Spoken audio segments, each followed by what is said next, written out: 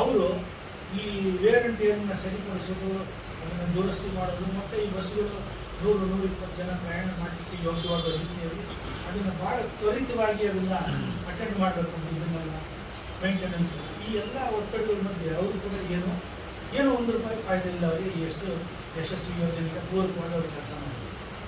ಇದರ ಮಧ್ಯದಲ್ಲಿ ನಾವು ರಾಜ್ಯ ಸರ್ಕಾರಕ್ಕೆ ಕಳೆದ ವೇತನ ಒಪ್ಪಂದ 1/1/20ರಿಂದ 28/2/2023 ಅವಧಿ 38 ತಿಂಗಳ ಅವಧಿಯ ಬಾಕಿ ವೇತನ ಬರಬೇಕು, ಅರಿಯರ್ಸು, ಅದನ್ನು ಕೊಡ್ರಿ ಅಂತ ಕೇಳಿದ್ವಿ. ಮತ್ತು 1/1/20ರಿಂದ ಹೊಸ ವೇತನ ಪರಿಷ್ಕರಣೆ ಆಗಬೇಕು. ರಾಜ್ಯ ಸರ್ಕಾರಕ್ಕೆ ಅದರಿಂದ ಏನೂ ₹1 ಖರ್ಚಿಲ್ಲ. ಇವತ್ತು ಶಕ್ತಿ ಯೋಜನೆ ಬಂದ ಮೇಲೆ 4 ನಿಗಮಗಳು ಆರ್ಥಿಕವಾಗಿ ಬಾಕಿ ಹಣ ಕೊಡಬೇಕಾದ್ದು ಅದರ ಸಾಲಗಳಿದ್ದಾವೆ. ಆದರೆ ಇವತ್ತು ಇರ್ತಕ್ಕಂಥ ಇದರಲ್ಲಿ ತಮ್ಮ ಕಾಲಿನ ತಾವು ನಿಲ್ಲುವಷ್ಟು ಆರ್ಥಿಕ ಸಾಮರ್ಥ್ಯ ಖಂಡಿತವಾಗಲೂ 4 ನಿಗಮಗಳಿಗೆ ಬಂದಿದೆ. ನಿಮಗೆ ಹೆಚ್ಚಿನ ಖರ್ಚಿಲ್ಲ, ಆರ್ಥಿಕವಾಗಿ ರಾಜಕೀಯವಾಗಿ ನಿಮಗೆ ಲಾಭ ಆಗುತ್ತೆ.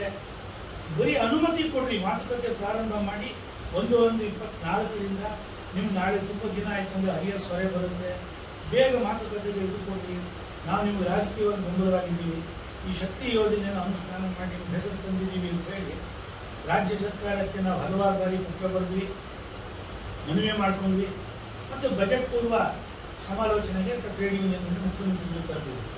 ಅಲ್ಲೂ ಕೂಡ ನಾವು ಇದನ್ನು ಭಾಳ ಒತ್ತಾಯ ಮಾಡಿ ಅವರನ್ನು ಮನವಿ ಮಾಡ್ಕೊಂಡ್ವಿ, ಇದನ್ನು ಅನುಷ್ಠಾನ ಮಾಡಿದ್ವಿ.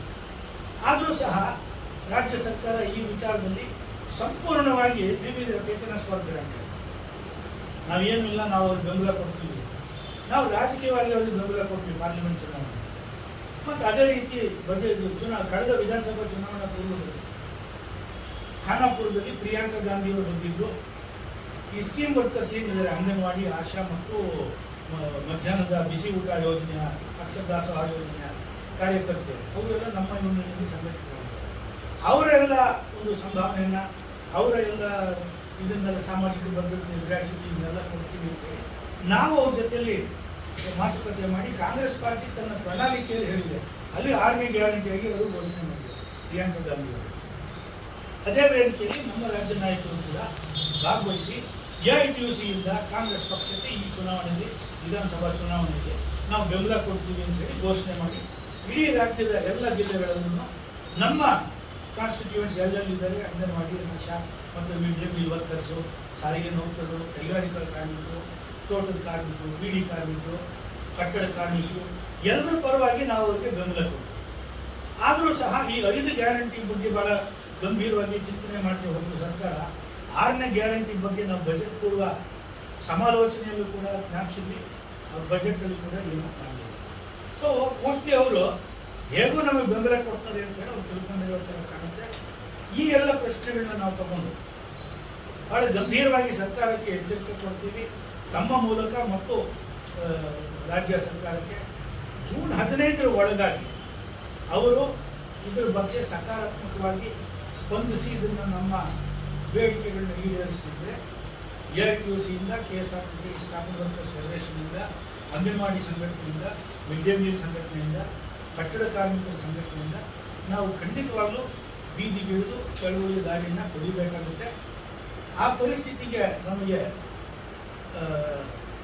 ದೂಡಬೇಡ್ರಿ ಅಂತ ಹೇಳಿ ನಾವು ರಾಜ್ಯ ಸರ್ಕಾರಕ್ಕೆ ನಾವು ಮನವಿ ಮಾಡ್ಕೊಳ್ತೀವಿ.